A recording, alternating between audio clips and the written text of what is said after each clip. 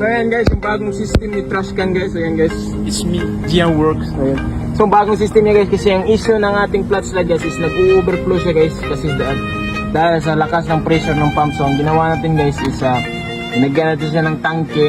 Para pag nagano dito, ito na lang yung papunta dyan. Tapos ito ay return papunta sa tangke natin.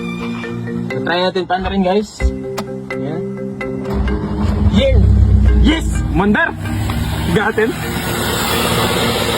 So yun. So, wala pang nakapasok na bump. Ayan, yung ating o.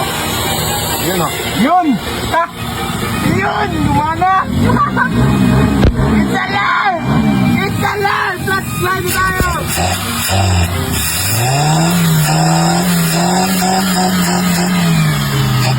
Isa lang! Yun o! Yun. So, yun ito. Papunta siya dyan. Hindi ito mag-overflow dito kasi ito ay pabalik doon sa pump. Yun o, tignan mo.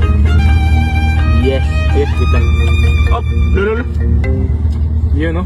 Yun. Bumabalik siya. Tapos, pag mag-overflow siya guys, meron ding bypass yung carb. Yun. Pabalik doon. So, good working. Let's go!